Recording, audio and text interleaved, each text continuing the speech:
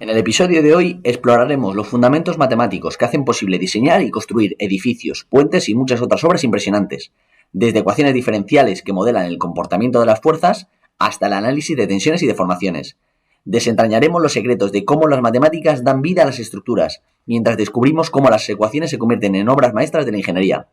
Quédate en este episodio para descubrir la verdadera magia que se esconde en los cálculos estructurales. Empezamos.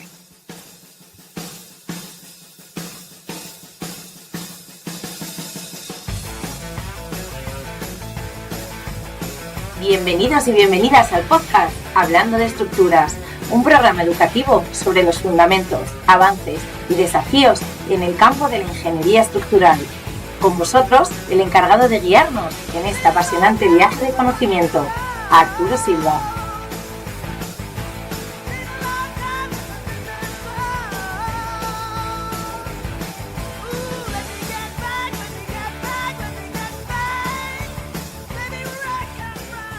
Muy buenas a todas y a todos, ¿cómo estáis? Mi nombre es Arturo Silva, soy doctor en Ingeniería Naval y Oceánica y profesor de Cálculo de Estructuras en la Universidad Politécnica de Madrid. En este podcast quiero que tengamos apasionantes conversaciones didácticas en el mundo de las estructuras, incluso si no tienes conocimientos previos sobre el tema. Exploraremos todas las estructuras existentes y los principios detrás de su diseño, construcción y mantenimiento, subiéndonos a las primeras construcciones prehistóricas y los rascacielos más altos de hoy en día, pasando por puentes colosales, embarcándonos en los buques más grandes y las plataformas offshore más innovadoras del mundo, volando en los aviones Airbus y Boeing, aguantaremos juntos el peso de agua de millones de litros que son capaces de sostener las presas, nos montaremos en los loopings de la montaña rusa más vertiginosa del mundo, aceleraremos en un Fórmula 1, cruzaremos los túneles más largos y muchas cosas más. Todo ello acompañado por expertos y expertas que compartirán sus conocimientos y experiencias. Quédate con nosotros que empezamos ya.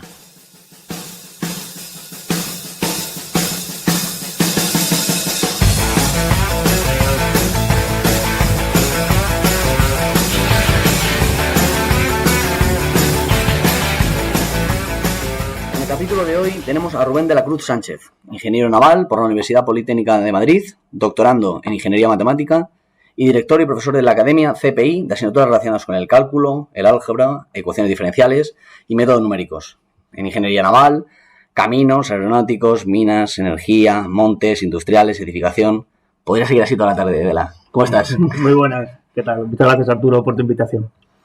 Bueno, este capítulo vamos a intentar que sea ameno y que sea didáctico sobre todo, y creo que el que nos acompaña es la persona encargada fundamental en este viaje que vamos a hacer, que tiene que ver pues básicamente con todas las herramientas matemáticas que necesitamos para poder hacer frente al análisis de estructuras.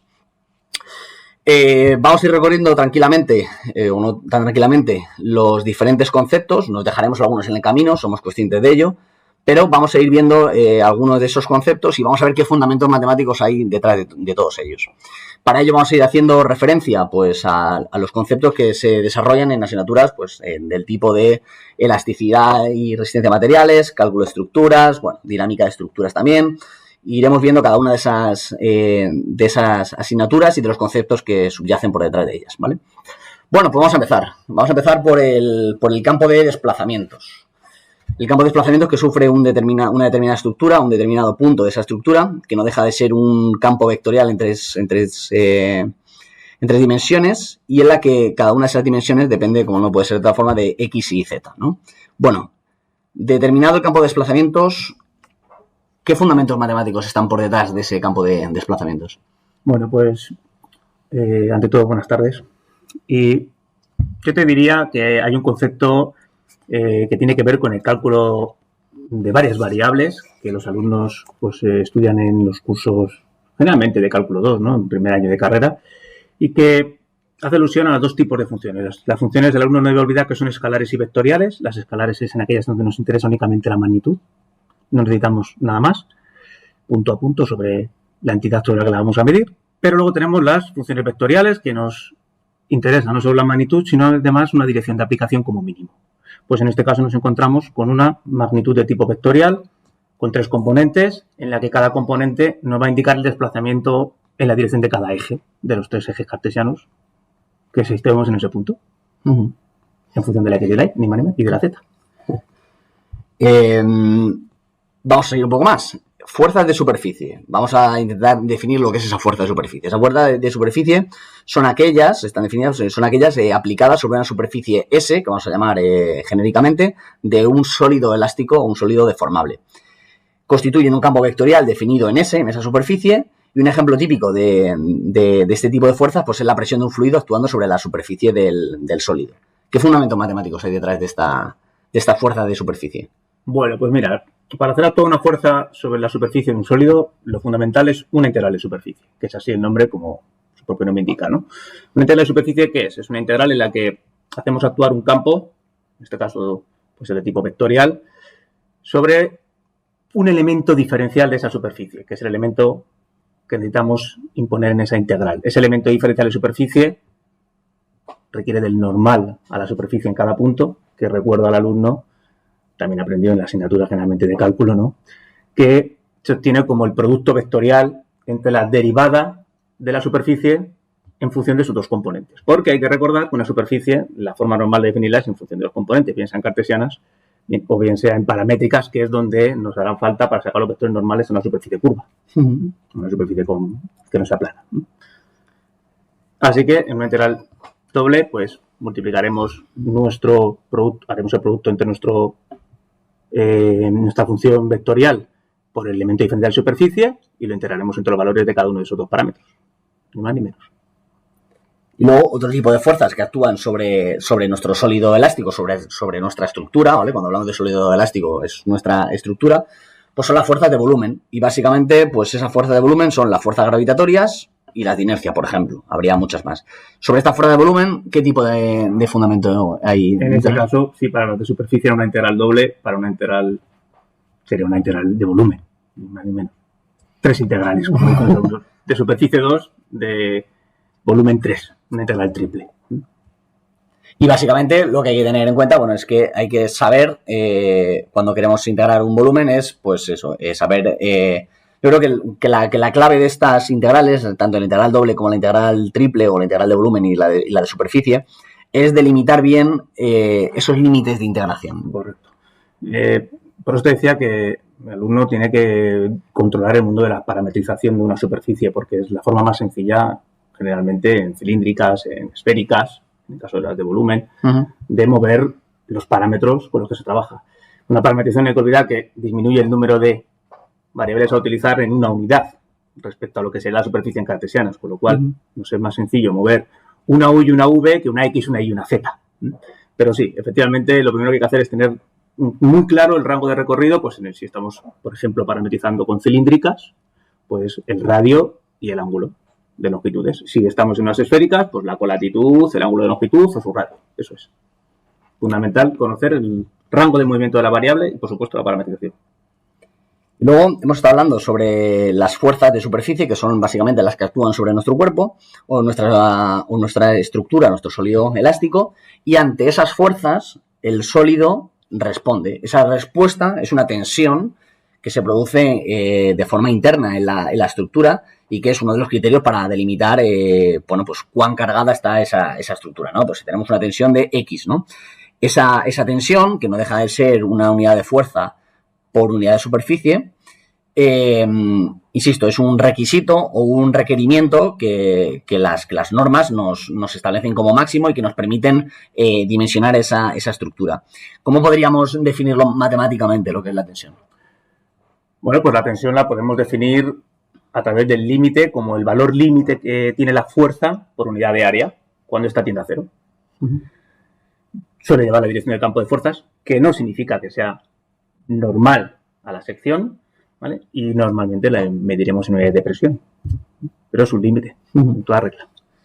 A mí me gusta explicar el concepto de tensión como si cortáramos una naranja y entonces esa naranja cuando la cortamos es como si intentaran atraerse esas dos mitades, ¿de acuerdo? Y entonces la acción de una sobre la otra es la tensión. Entonces, claro, si nos imaginamos esa naranja cortada por la mitad, ¿de acuerdo? Aparece como una flecha, que esa flecha es el vector tensión, y ese vector tensión tiene lo que se llama unas componentes intrínsecas, que es la componente normal y la componente tangencial. Eso es. ¿Qué es esto? Bueno, pues es muy sencillo si nos hacemos una idea de colocar nuestro sistema de referencia cartesiano en el punto y hacemos coincidir uno de nuestros ejes con la dirección normal. Es obvio que podemos descomponer siempre un vector en las otras dos direcciones. Una sería la dirección en las dos componentes intrínsecas de las que tú hablas, ¿no? Pero habría que hacer coincidir nuestros ejes de referencia, uno de ellos con la normal de la que tú hablas. Es la descomposición ni más ni menos de un vector en dos ejes. Eso es. Y luego pues tenemos una generalización, ¿no? Que es la matriz de tensión, que es cuando generalizamos el estado tensional de un sólido en sus tres ejes, ¿no? Y aparece pues eso, lo que llamamos la matriz de tensiones, o en algunos sitios también llaman tensor de tensiones. Básicamente, ¿qué es esto? A ver, el concepto de tensión es un concepto, es un vector, como estás diciendo, con lo cual debería estar referido a un plano determinado.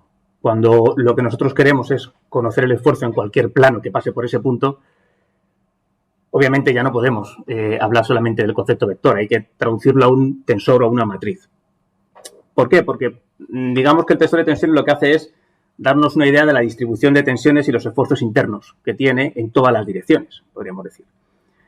Si fijas un sistema de referencia ortonormal, pues ese tensor va a venir dado por una matriz simétrica, que es lo primero que tenemos que tener claro, en la que normalmente, como bien tú sabes, esas tensiones que van puestas en la diagonal principal, pues dan cuenta de los cambios de longitud en las tres direcciones de los ejes, y las que se salen de esa diagonal, pues ya tienen un poquito más en cuenta la distorsión angular que sufre en el espacio, ¿vale? Entonces, según saber que es simétrica y que es una matriz que requieres de esa matriz, porque lógicamente el concepto vectorial ya en un plano no es suficiente.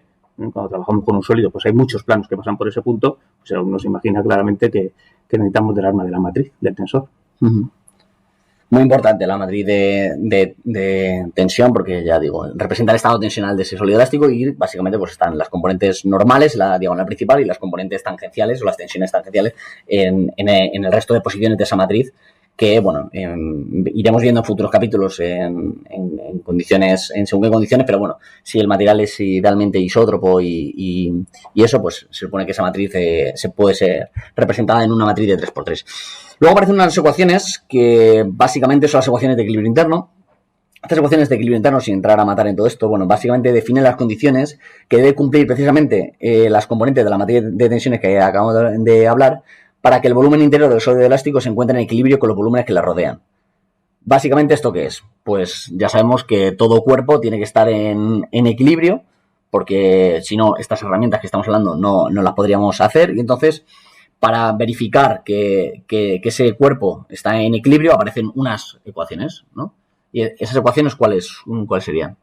Bien, pues esas ecuaciones derivan de un operador, ¿no? Se nutren de un operador llamado operador Nabla, que a los alumnos les sonará de la parte de teoría de campos, generalmente, ¿no?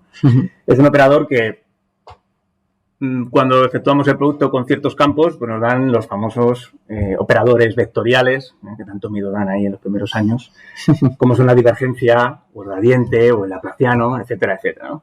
Bueno, pues efectivamente el operador Nabla es un operador que, si nos ceñimos a las tres dimensiones ya en este caso, pues hace operaciones, ¿no? Opera derivando parcialmente respecto de X en su primera componente, respecto de Y en la segunda y respecto de Z en la tercera.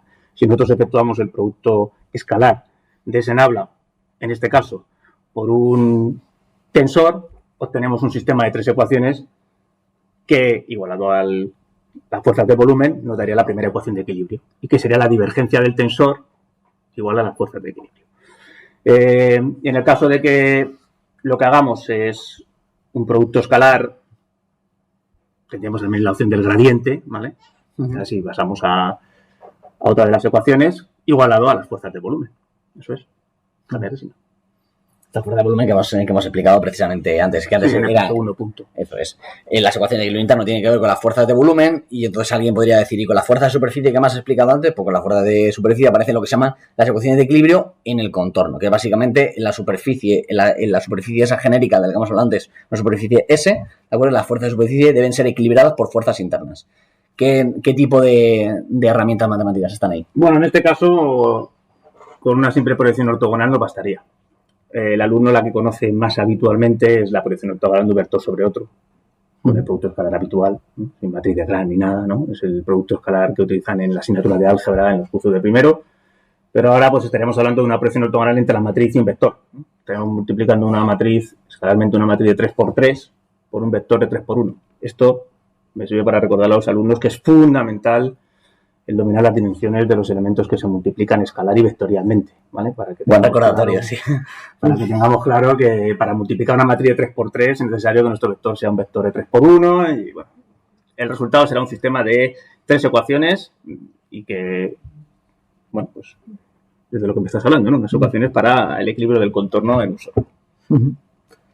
Y ahora aparece un concepto que es, bueno, pues es importante, ¿de acuerdo? En todo estado tensional, bueno, existen unas tensiones y direcciones principales. Y, bueno, ahora en el siguiente punto haremos introducción a un concepto también fundamental, pero vamos a centrarnos en las tensiones y direcciones principales. ¿Qué fundamentos matemáticos hay detrás de estas tensiones y direcciones principales? Bueno, realmente el concepto está basado en la diagonalización de matrices que aprenden los alumnos pues en la asignatura de álgebra normalmente, ¿no? Al final tenemos una matriz de tensiones y las tensiones principales las vamos a tener como la famosa operación que hacían los alumnos de el determinante de la matriz menos lambda por la identidad, ¿no? Era la típica expresión para diagonalizar igual a 0. O sea, la obtención del Kerr, digamos, ¿no? Del núcleo de la aplicación en sí. Esos autovalores, pues, serían las direcciones principales y luego esas direcciones principales tendrían sus vectores propios asociados, lo que llamamos su espacio propio asociado a cada uno de esos autovalores, que serían, digamos, los vectores, ¿no? Las componentes del vector, digamos, ¿no? Hay que tener en cuenta que este sistema de ecuaciones va a ser indeterminado, con lo cual habrá veces que tendréis que añadir una ecuación más, ¿no? Que suele ser generalmente la condición del vector, de que sea unitario, ¿no? Pero vamos, es principalmente una diagonalización de una matriz de 3×3. Y luego, siguiendo con ese concepto, pues aparece lo que son las deformaciones y direcciones principales, que me sirve precisamente para introducir lo que es una deformación, que es básicamente la distancia relativa entre dos puntos. Aquí me sirve muy bien este apartado para decidir, igual que las tensiones hemos dicho que era una unidad de fuerza partido por superficie, y tiene unidades de presión. Las deformaciones no tienen dimensiones. Los desplazamientos sí, las deformaciones no.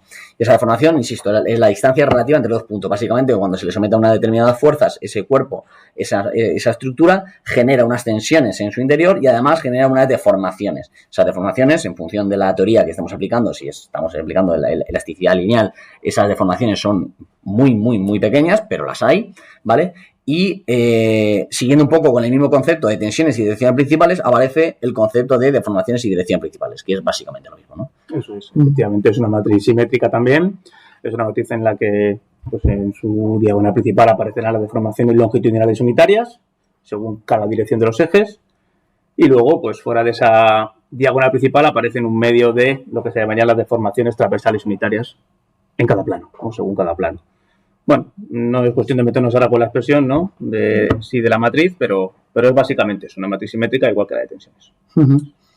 Y luego, claro, hemos hablado de la tensión, hemos hablado de la deformación, hemos dicho que son conceptos diferentes y que representan cosas totalmente diferentes, pero sin embargo hay una relación entre ellas y si sabemos una de ellas podemos obtener la otra y viceversa. Son las famosas y conocidas, que le sonará a todo el mundo, las ecuaciones de Hooke y Lamé. Básicamente, ¿qué representan estas ecuaciones? Vamos, ¿qué representan? Es simplemente una expresión algebraica, ¿no? Eso es. Es una expresión donde, en este caso, Hooke, ¿no? Nos estableció que las deformaciones y las tensiones están relacionadas a través de un módulo que es el módulo elástico de Young, una relación de proporcionalidad, se podría decir, y que visto desde el punto de vista de una matriz, pues podemos establecer, por ejemplo, estás en un caso isótropo, ¿no? Pues tú que dominas más de esto, hay matrices sencillas, pero luego hay matrices ensambladas incluso, ¿no? Por cajas. Pero no es ni más ni menos que una relación algebraica que nos establecía una relación de proporcionalidad, ¿no? Entre las tensiones y las direcciones o deformaciones. Esa relación aparece también, bueno, pues como complemento, pues con el módulo de Young y el coeficiente de Poisson, que son parámetros del material. Seguimos un poco más. Cuando nosotros sometemos a una estructura, a un cuerpo, a un sólido elástico, a unas fuerzas, ese cuerpo experimenta unas tensiones como respuesta a esas fuerzas, ese cuerpo experimenta unas deformaciones, esa deformación relativa entre puntos del cuerpo, y aparece un concepto que es la energía de deformación. Básicamente es cuando yo, insisto, le proporciono una serie de fuerzas a la estructura, esa estructura adquiere una energía que se llama energía de deformación. ¿Cuál es la expresión o qué herramientas matemáticas están detrás de este concepto? Bueno, ahí lo que tendríamos realmente es que efectuar un producto de un tensor de tensiones, un tensor de deformación e integrarlo en un volumen, ¿no?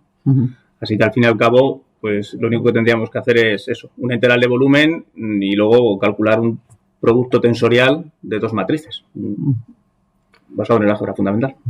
Esto vuelve otra vez al tema de la integral triple que tanto dolor de cabeza suele generar a los alumnos, que es poner bien esos límites de integración en función del cuerpo que estemos sobre el que estemos calculando esa energía de deformación. Y básicamente, pues siguiendo un poco este principio de la energía de deformación, aparecen dos personas que utilizan este principio para poder desarrollar su teorema.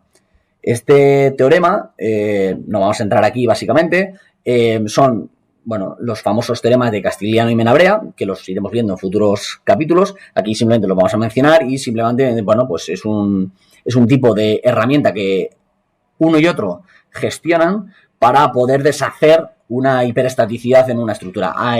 Se aprovechan de esa energía de deformación, ¿no? Y entonces hacen, pues, una herramienta matemática, ¿no? Que básicamente, es una derivada parcial. Es una derivada parcial. Sería, en realidad, la derivada parcial, ¿no? De lo que llamas la U, la energía potencial elástica, respecto del desplazamiento o a veces un giro, ¿no? Uh-huh. Eso es.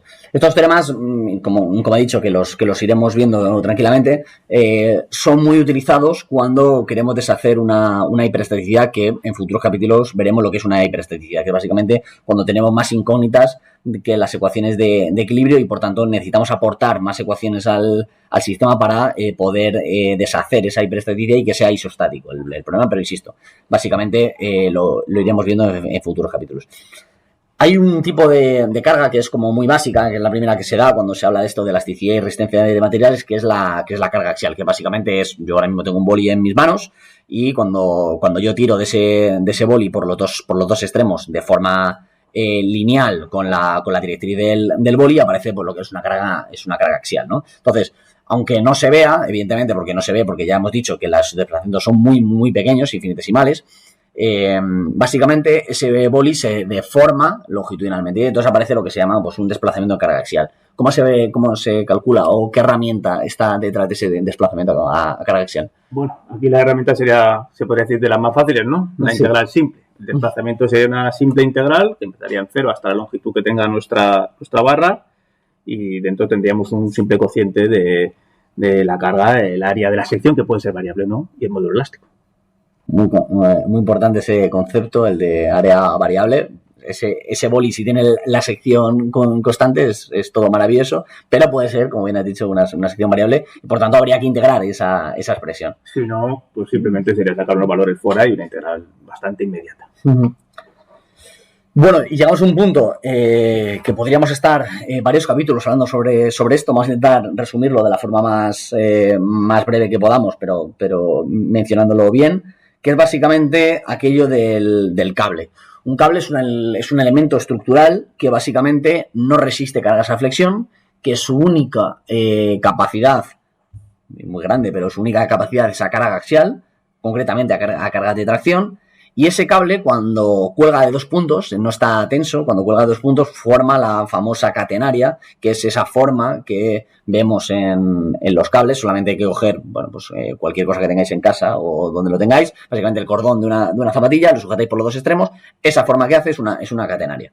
Bueno, pues para poder estudiar ese cable aparece pues una herramienta matemática que es la ecuación diferencial. La ecuación diferencial. Y a partir de ahora, efectivamente, entran en juego ya unas unas ecuaciones que las tenemos y tienen que recordar los alumnos de fundamentalmente dos tipos, la ecuación diferencial ordinaria y la ecuación diferencial en derivadas parciales. En este caso es una ecuación diferencial ordinaria. Ordinaria significa que la dependencia es únicamente de la variable en cuestión, pongamos una derivada segunda de y, respecto de lo que es la posición nada más. Influye solamente en su derivada la posición x.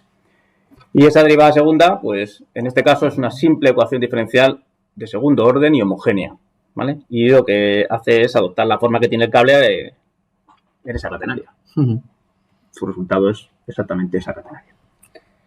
Y luego cuando tenemos un problema de elasticidad bidimensional, estamos hablando todo el rato de que estamos en 3D, pero en según qué situaciones, ese cuerpo puede ser reducido o asumido como en dos dimensiones, también lo veremos tranquilamente. Entonces aparece lo que llamamos una función de Airy o una función de tensiones, que básicamente proporciona una solución en tensiones al problema elástico del que estamos hablando todo el rato, ¿no? Esa función de Airy, ¿cómo la podríamos representar matemáticamente? Bueno, pues en el fondo es una ecuación de cuarto orden en derivadas parciales y recordar a los alumnos de dónde sale fundamentalmente. Sale de ese operador del que hablábamos al principio de nuestra charla, que es el operador nabla a la cuarta, se podría decir. ¿Por qué? Porque es laplaciano por laplaciano, ¿sí? El laplaciano al cuadrado equivale al gradiente a la cuarta, ¿sí? O al laplaciano a la cuarta, y en ese caso, pues ese laplaciano nos aporta una derivada cuarta en la expresión. Así que es una simple ecuación en derivadas cuartas únicamente, no tiene ninguna otra derivada más, igual a cero. En x, en y, y ya está. Y luego hay otro tipo de cargas, casi todo el rato estamos haciendo referencia a las fuerzas, que no dejan de ser unas cargas mecánicas, si se pueden llamar así, ¿de acuerdo? Pero existen otro tipo de cargas que también me generan tensiones y deformaciones en el cuerpo elástico o en la estructura, que es la temperatura. Un incremento de temperatura en función de cómo estén colocadas esas condiciones de contorno pueden generar desplazamientos y tensiones que de alguna manera tenemos que cuantificar. ¿Cómo las cuantificamos matemáticamente? Bueno, aquí se podría hablar largo y tendido, ¿no? Aquí ya recurrimos a las ecuaciones en derivadas parciales y su modelización, ¿no? A ver, cómo llegar a la ecuación diferencial, eso es largo y tendido, podríamos hablar sobre eso, ¿vale? Pero en realidad, en este caso, lo único que nos vamos a centrar es dentro de los tres tipos de ecuaciones en derivadas parciales, que hay que recordar al alumno, tenemos las ecuaciones de tipo parabólico, hiperbólico y elíptico. Pues nos encontramos en aquellas parabólicas que representan fenómenos físicos de transporte de materia o en este caso de calor, por el método de difusión. Y bueno, pues justo en este caso, pues la ecuación que a nosotros nos interesa es la famosa ecuación de difusión del calor, que es una derivada parcial respecto de el tiempo, porque no olvidemos que es una ecuación evolutiva, evoluciona con el tiempo, y por lo tanto es una ecuación que es la derivada parcial respecto del tiempo menos la d por la derivada segunda respecto de x dos veces, ¿no? O sea que al final la ecuación que el alumno estudiaba en ecuaciones diferenciales, que era la típica ecuación de difusión del calor, porque luego recuerdo que estudiaban la de onda y la de Laplace para el régimen estacionario. Pero en este caso, centrándonos únicamente en difusión de calor, nos bastaría con la ecuación de calor de toda la vida, la que el alumno conoce como una derivada simple respecto al tiempo y una derivada doble respecto de x. Una derivada parcial segunda en x. Y luego hemos hablado también, pues, volviendo otra vez a esas cargas mecánicas, hemos hablado antes del desplazamiento en carga axial, que era básicamente la fuerza en la directriz del bolígrafo. Si ahora ese bolígrafo lo vuelvo a sujetar y voy a poner una condición particular, que básicamente lo sujeto con mi mano, lo sujeto de tal manera que no pueda girar por uno de sus extremos y por el otro extremo lo dejo libre, ¿de acuerdo? Pues, y yo aplico una fuerza con mi dedo en el extremo libre, ese boli tiende a bajar y aunque no lo veamos, lo estamos flexionando, ¿vale? Intentamos doblarlo, ¿vale? Bueno, cuando nosotros intentamos doblar un bolígrafo, que lo podríamos hacer en vez de sujetando con la mano, sujetándola con los dos extremos, intentándolo doblar sin llegar a romperlo, evidentemente, aunque no lo veamos, ese bolígrafo se está deformando, ¿vale? Y es aquello que aparece como la elástica o la deformada de la viga, ¿vale? Una viga no deja de ser un elemento 1D, ¿de acuerdo? Que hemos hablado en el capítulo anterior. Y básicamente es cuando nosotros flexionamos esa viga, aparece un comportamiento, igual que antes hemos hablado de la catenaria para describir esa forma que hacía debido a su propio peso, cuando nosotros tenemos una viga y le sometemos a flexión, adquiere una deformada, una elástica, una forma de deformarse que es muy característica, ¿no? Sí, a ver, la ecuación en este caso que nos va a dar esa ese desplazamiento del que tú nos hablas es una ecuación de segundo orden, como la que has hablado antes. En este caso, homogénea. Y el alumno tiene que distinguir. Va a tener una incógnita, que es en este caso el desplazamiento vertical o flecha. Va a tener una variable respecto de la cual vamos a derivar, que es la posición sobre la viga, y lo vamos a igualar a un momento flector, partido del módulo elástico y del segundo momento de inercia, ¿no? Pero es una ecuación de segundo orden, muy sencillita, homogénea y una incógnita, nada más. Y luego, siguiendo un poco con los conceptos del tipo de cargas que nos pueden venir, pues tenemos el pandeo. El pandeo, pues básicamente, lo recuerdo, es básicamente, ahora en vez de poner el ejemplo del boli porque va a ser difícil verlo, propongo a los oyentes, a los que nos están escuchando, que cojan una regla y que intenten llevar sus extremos en carga axial, es decir, que intenten comprimirla, ¿vale? Verán que esa regla tiende a flectar, ¿de acuerdo? Con lo cual, ahí vemos que puede flectar debido a carga axial o puede flectar debido a cargas perpendiculares a su plano. Ese pandeo de vigas también tiene un tratamiento matemático muy específico. Sí, a través de una ecuación de segundo grado, ¿vale? De segundo orden, perdona, que en este caso va a ser completa y que lo normal es, como dices tú, si lo que haces es colocar, pues por ejemplo, una viga vertical, pues aquí la incógnita sería el desplazamiento horizontal, ¿no? Podemos decir. Y en función de qué lo estaríamos todo el rato derivando, pues la derivaríamos respecto de lo que sería la altura sobre la viga en la que nos movemos. Y luego entramos en un plano, en un concepto que es, bueno, vamos a intentar explicarlo, aunque esto evidentemente, bueno, tú lo sabes, no te voy a decir nada que no sepas, pero básicamente esto podríamos estar varias horas hablando sobre esto. Entonces, bueno, no vamos a hablar tanto de la ecuación, porque evidentemente pues sería muy, muy complicada, pero bueno, digamos que en vez de tener un elemento, una viga, si nosotros tenemos una placa, que es un elemento 2D, ya no es un elemento 1D, sino que tenemos una placa también puede estar sometida a flexión, ¿no? Todos nos imaginamos un folio, aunque ese folio es un poco traicionero ese ejemplo, porque un folio no sería una placa, sería una membrana, pero bueno, hagamos el esfuerzo visual de ver una placa 2D de acero o de otro material, ¿de acuerdo? En la que intentamos flexionarlo, ¿de acuerdo? Ese tratamiento matemático tiene tela. Tiene tela porque en el fondo es un doble laplaciano, como te conté antes, multiplicado por una constante que la llaman constante de rigidez flexional de placas, creo, corrígeme si me equivoco. Sí. Y bueno, pues viene dada en función del espesor de la placa, del módulo elástico de Young, del coeficiente de Poisson.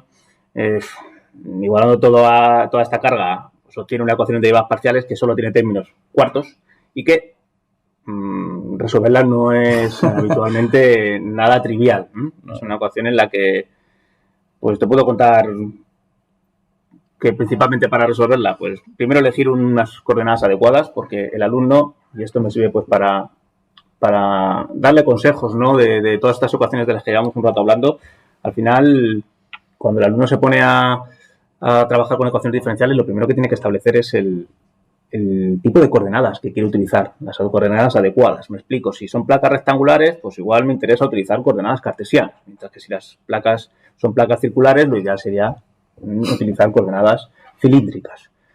Pero no solo eso, luego hay que elegir el método adecuado de integración, porque hay algunas que se integran muy sencillo, pero luego en otras pues tenemos el método de Navier-Kirchhoff, el método de Levy, bueno, tenemos muchas formas de hacer esto.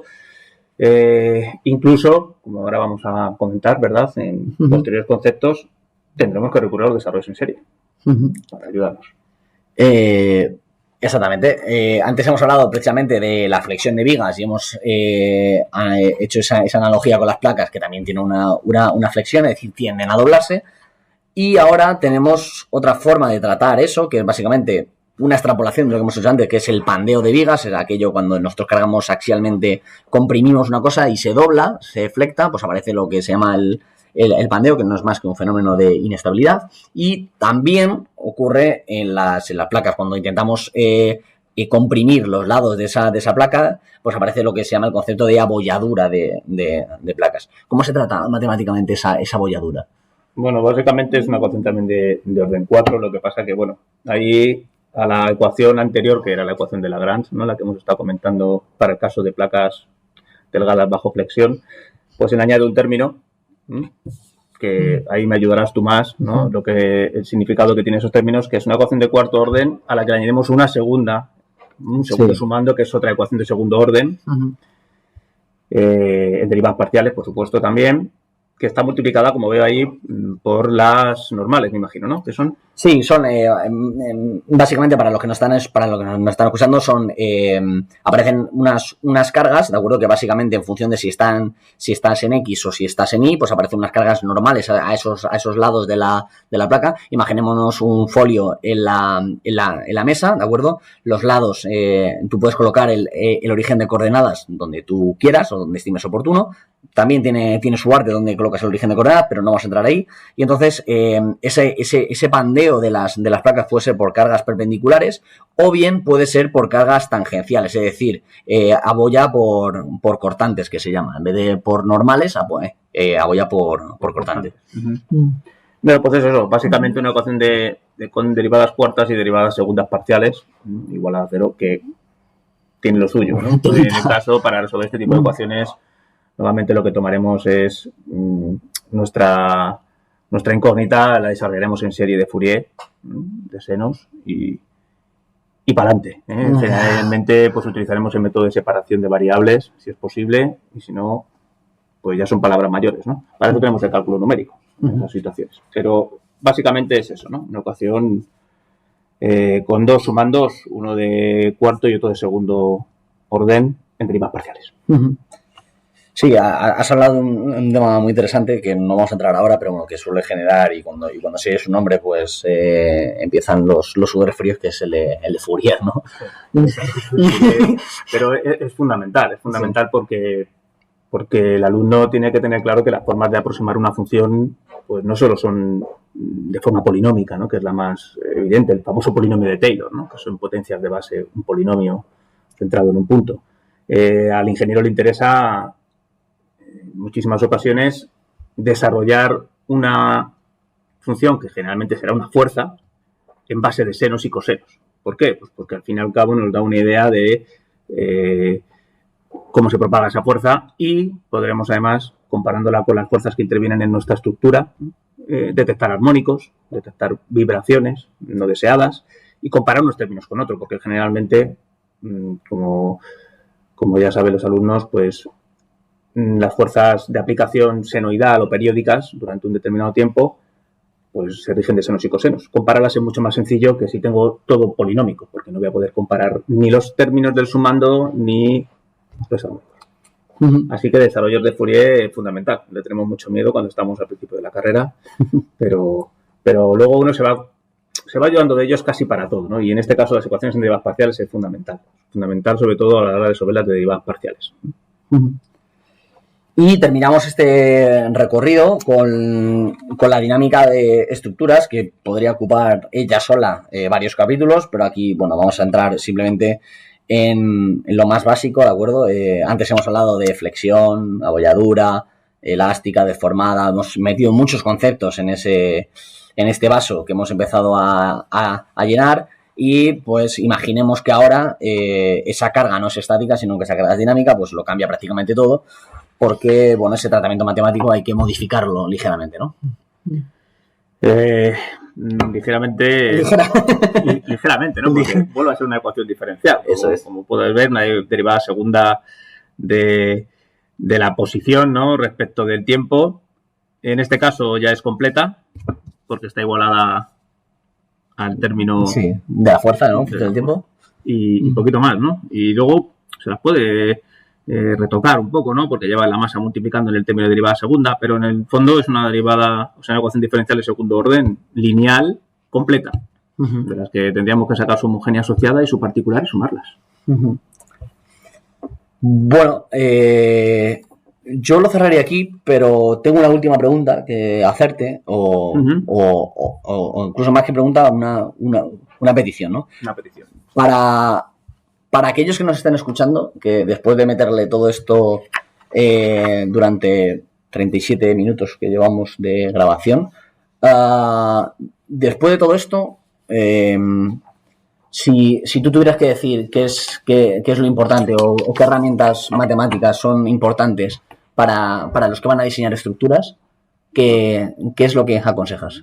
Pues mira, a ver, yo realmente un experto en estructuras no soy, como ya has podido comprobar, ¿no? Pero desde el punto de vista de la matemática, y como han podido comprobar los oyentes desde el principio de la charla, la integral es fundamental, pero claro, decir una ecuación diferencial suena como muy, ¿no? Hay que saber ecuación diferencial. Claro, una ecuación diferencial es una integral.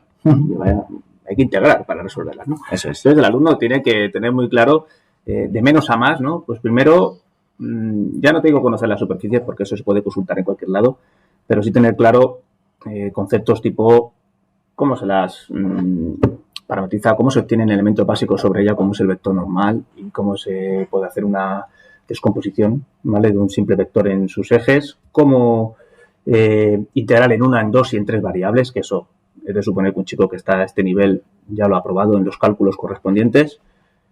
Ya metiéndonos un poquito en cosas más duras, ¿no? Las ecuaciones diferenciales.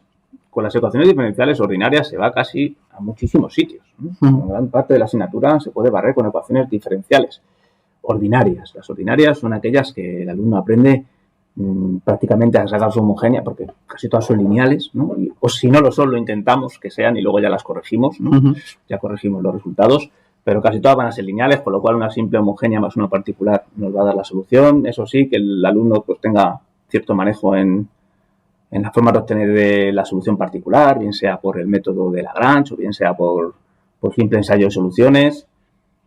Y luego ya estamos hablando de la parte complicada de esto, de las ecuaciones de parciales, pero sí, en todas ellas al final hay que integrar. Y luego un poquito, ¿no? Así, bueno, un poquito, claro. Es la cultura de un ingeniero, ¿no? Pero el producto entre matrices y dominar lo que es un vector, una matriz, saber descomponer y saber multiplicar entre sí tensores, matrices, ¿no? Porque parece una tontería, pero al final cuando uno quiere manejar cosas en el espacio y en tres dimensiones requiere de ese arma que es la matriz. Salís un poco del plano y empezar a darle tridimensión a las cosas, pues manejar el producto, ya no te digo ni la suma siquiera, un producto de matrices por vector, descomposición, aplicarle un gradiente que es simplemente aplicárselo a sus componentes, un poquito más, y algún operador de tipo vectorial como los que hemos hablado. Un resumen rápido de todo lo que hemos visto. Bueno, pues hemos visto este resumen bastante extenso que tiene muchísimos conceptos que hemos introducido y que por supuesto caben para poder profundizar largo y tendido sobre ellos, pero creo que esto ha servido para poner esa primera piedra sobre los conceptos y fundamentos matemáticos que están por detrás de toda la física del problema del análisis de estructuras. Hemos recorrido, como habréis podido ver, todas las asignaturas relacionadas con el cálculo de estructuras. Hemos empezado con la elasticidad y resistencia de materiales, que es la asignatura inicial en la que se empieza a ver este análisis de estructuras. Hemos continuado con cálculo de estructuras y hemos terminado con una pequeña pincelada de dinámica de estructuras. Nada, simplemente darte las gracias, Dela, por estar aquí. Creo que para mí es especialmente bonito que estés aquí, porque creo que si había una persona que nos podía hablar de herramientas matemáticas en la ingeniería con la experiencia y con la madurez que esto necesita, creo que eres tú. Yo he aprendido un montón, creo que los que nos están escuchando seguro que también. Evidentemente, esto no termina aquí, es solamente una primera piedra de toque, pero que creo que es importante. Darte las gracias, porque creo que ha sido suficientemente... Las gracias te las doy yo, sobre todo porque, no sé si habré aportado mucho. Yo he procurado no meterme en detalle con las fórmulas en sí, porque creo que, y menos de oído, que te redacten una fórmula no sirve de mucho. Me he ceñido simplemente a daros el concepto de qué tipo de integral, o qué grado, o qué orden, o qué magnitud de ecuación, porque para profundizar en la forma que tienen y memorizar una fórmula, eso lo podemos hacer en cualquier momento en papel. Hoy la idea era que el alumno supiera, o la persona que está escuchándonos se diera cuenta de que los conceptos que has tenido en la carrera valen para algo, ¿vale? Que lo que estudias en primero y lo que estudias en segundo de matemáticas, ¿no? Y en tercero, ¿esto para qué servirá, no? Pues sirve, luego lo vas utilizando. Lo que pasa es que ya sabes cómo somos las personas. Cogemos y solo nos lo estudiamos en el momento que te hace falta, o te lo memorizas en el momento que te surge esa fórmula y no le das importancia. Lo hemos hecho todos, claro, no solo la gente joven, ¿no? Y con eso quiero decirte que gracias a ti, porque para mí esto ha sido una experiencia, me ha hecho a mí repasar un montón de conceptos que yo llevaba tiempo sin repasarme, y darme cuenta de la importancia que tiene la matemática, ¿no? Lo importante que es como soporte para vosotros, a los que os dedicáis a enseñar asignaturas de este tipo, en las que parece que, jolín, una estructura es algo, bueno, que se debe mover solo, ¿no? Uh-huh. Y en el fondo, yo ya lo sabía como ingeniero, espero que la gente que nos escucha lo empiece a entender, el soporte es la matemática. Uh-huh. Hay una matemática detrás de cualquier fórmula que el ingeniero o el físico empieza a utilizar y que además yo lo vería desde otro punto de vista, que es lo que casi me gustaría resaltar. Todo lo que observamos en la naturaleza y todo lo que un ingeniero observa, en algún momento hay que plasmarlo al papel para poder trabajar con ello. Uh-huh. Y ese es el arma de la matemática. O sea, eso es lo que la matemática tiene que hacer, ¿no? Coger ese concepto que tú estás observando, una simple flexión, ¿no? Como dices tú, Claro. y darle al coco a ver cómo consigo transmitir ese concepto que es una flexión o una deformación, cómo le asigno una letra, pero cómo lo trabajo, qué armas tengo, bien sea la integral porque lo quiero mover, quiero sumar infinitos elementos incrementales de adelante a atrás, o porque lo que pretendo es integrarlo con el tiempo. Bueno, que sepan que la matemática es ese arma del que se van a apoyar y de que saberlo y profundizar en él les va a facilitar el conocimiento y el manejo de una asignatura como esta que hemos abordado hoy. Así que muchísimas gracias por la invitación y espero que haya sido de tu agrado y que haya podido contribuir a que todos entiendan este mundillo de las estructuras. Seguro que sí. Muchas gracias, Tela. Muchas gracias, Arturo. Muchas gracias a ti.